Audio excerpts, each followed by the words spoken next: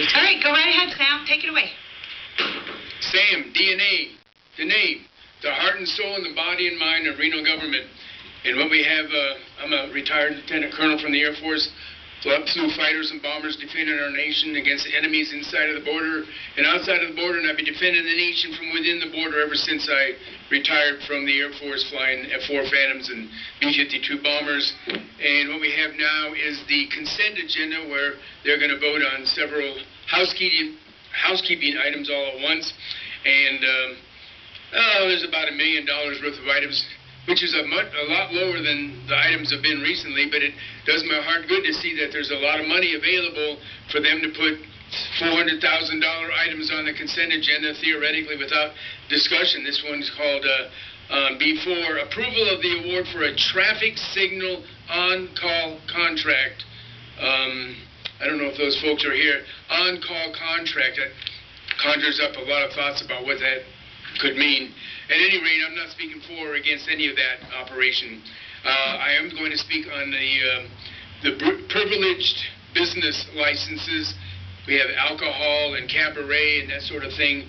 But more recently, in the last year or so, we've had this thing called marijuana licenses, and nobody's coming up for one of those licenses today.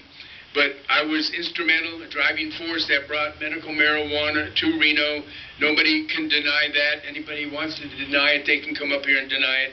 At any rate, now, and I don't use marijuana, I'm perfectly happy with a little sip of tequila now and then with a designated driver.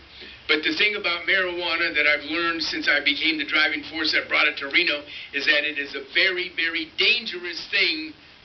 Not the use of the marijuana itself and what it does to you. It's the potential of getting caught, having some THC.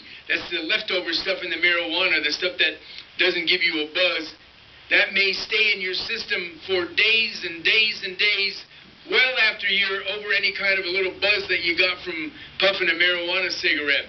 And the problem is that this marijuana, this stuff is not only in cigarettes and whatever else, it's also in edible foods now. So there's no telling what could be happening to you, and you, and you, and you, and you, and even Ms. Mayor up there, accidentally or even purposely having some marijuana.